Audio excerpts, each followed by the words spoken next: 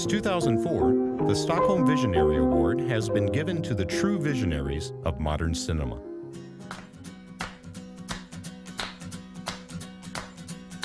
I'm going up the country, bet don't you wanna go? I'm going up the country, bet don't you wanna go? Take you to some place I've never been before. I'm going where the water tastes like wine. I'm going where the water tastes like wine. We can jump in the water, stay drunk all the time. Don't leave this city, not too far. Ladies and gentlemen, please give a warm hand to the recipient of the 2010 Stockholm Visionary Award, Gus Van Sant.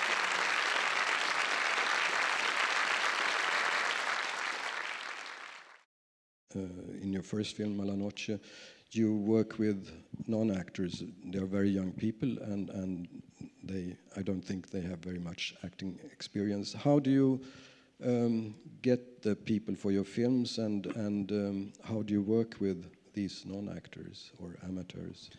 I think that when I was in film school, we didn't really have access to actors, so we were using our friends, and they were all non-actors. I think I learned my craft using people that had never acted before. With Elephant, for instance, we used so many everyone was pretty much a non-actor, but they were also high school students, and all the characters that are cast in Elephant are basically playing themselves. They look, and sometimes the parts are written around them. Sometimes somebody would show up and we would write around that particular person.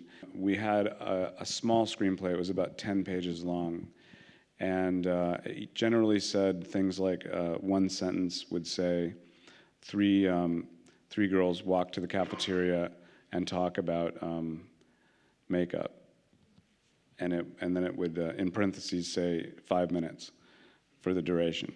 And then the next would be a character would be walking down the hall and passing another student, and he takes his picture, and it would say 3 minutes.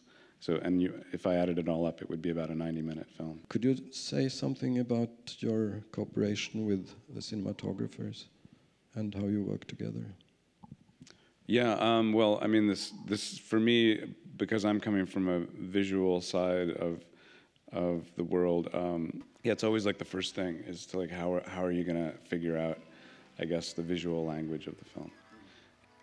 The camera was always very strictly, almost like a map. Like the actor would start here and end here, and the camera, because of focus and everything, wasn't as improvisatory as the acting was. And the script really was basically a shot list. What I'm doing right now is I'm trying to paint. Normally, I kind of just relax and I read stuff, I write some things, I don't do that much. And then I do start to feel like I better get something going, because it's almost like an actor needing to act. It's something I've been doing so long that's sort of my nature, is to work on a film.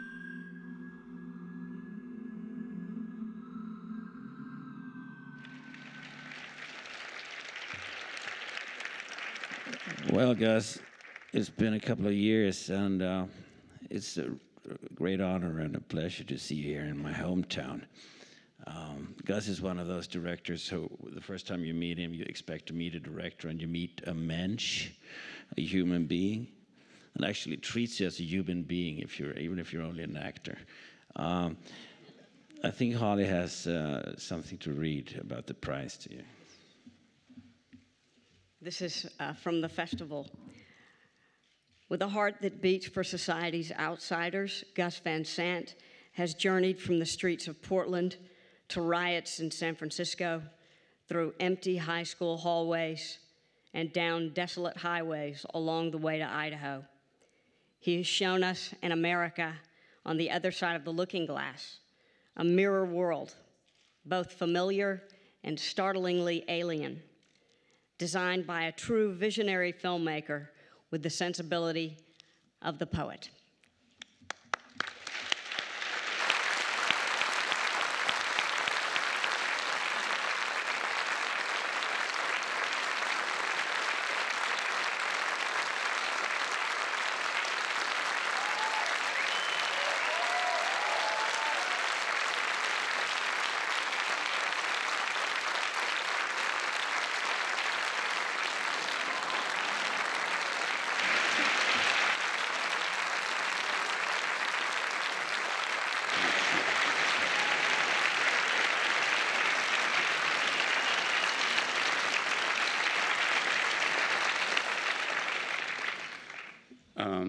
Ouch.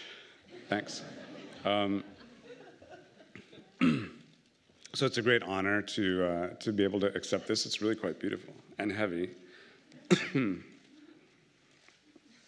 And it says Visionary Award on the bottom. So thanks, Stockholm, for recognizing somebody from Portland, Oregon. Thank you guys for handing me this award, and thanks.